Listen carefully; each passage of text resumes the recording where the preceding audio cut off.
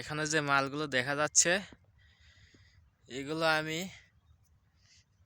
একটি গাছে 1 কেজি যে সরিষা হয় সেই সরিষার জাত আমি ছিটিয়ে রোপণ করছি। এটা আমাদের পরীক্ষামূলক ট্রায়াল ছিল। তো এখন বর্তমান যে অবস্থা দেখা যাচ্ছে সরিষার, তাতে একটি গাছ অনেক মোটা তাজা লাগছে। আশা করা যায় যে ফলন ভালোই হবে। তো কেমন ফলন হবে না হবে পরবর্তীতে পর্যায়ক্রমে আপডেট দেওয়া হবে।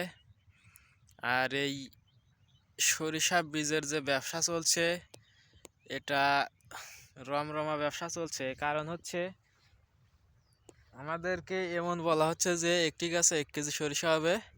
আসলে এটা কিন্তু আদৌ সম্ভব নয়, কারণ একটি গাছে 1 কেজি সরিষা হওয়া কখনোই সম্ভব নয়। বিঘায় যদি এটা আমাদের হচ্ছে 12 থেকে 15 মন 16 মন ফলন দেয় তাহলে এটা আমাদের চাষ উপযোগী। কিন্তু আর একটা বিষয় অবশ্যই আমাদের খেয়াল রাখতে হবে, কারণ হচ্ছে আমরা যে মাঘী সরিষা রোপণ করি সেটার বাজার মূল্য যথেষ্ট ভালো। আর এই সরিষাটার বাজার মূল্য আসলে কেমন হবে সেটা কিন্তু আমাদের জানা নেই, কারণ এটা আমরা পরীক্ষামূলক প্রথম রোপণ করছি।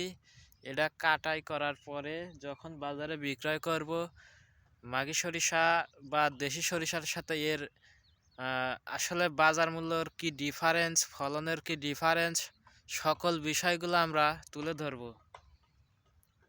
তখন আসলে বোঝা যাবে এটা চাষ করা আমাদের জন্য লাভজনক নাকি এটা চাষে ক্ষতিকর।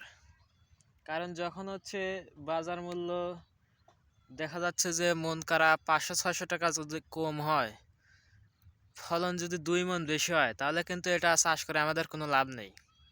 আর এটার ফলন যদি 15 থেকে 16 মন হয় বিঘায়, আর বাজার মূল্য যদি 200-300 টাকা কম বেশি হয়, তাহলে আবার চাষ করা লাভজনক। সকল বিষয় বিবেচনা করে আমাদের এই সরিষাগুলো চাষ করার সিদ্ধান্ত নিতে হবে। যেহেতু এবার পরীক্ষামূলক প্রথম ছিল, আমি এইখানে 10 কাঠা জমি রোপণ করেছি। আর এই 10 কাঠা জমিতে বীজ লেগেছে আমার মোটামুটি 600 টাকার মতো।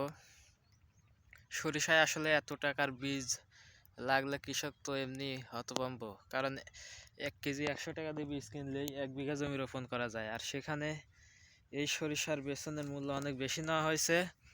আমরা এই সরিষাটি নিয়ে এসেছিলাম পঞ্চগড় থেকে।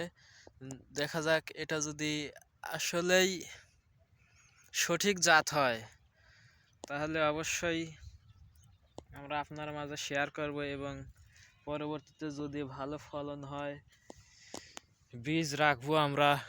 অবশ্যই সাধারণ কৃষকদের এটা দেব সহজ প্রাপ্যে, অর্থাৎ অল্প মূল্যেই এটা পেয়ে যাবে। 1 কেজি 5,000 টাকা, 4,000 টাকা, 3,000 টাকা, 2,000 টাকা, বিভিন্ন দামে যে প্রতারণা চলছে এটা অবশ্যই আমরা সিন্ডিকেট ভেঙে দেব। আসসালামু আলাইকুম। এখানেই সংক্ষিপ্ত বক্তব্য শেষ করছি। পাশে থাকবেন চ্যানেলটি সাবস্ক্রাইব করে।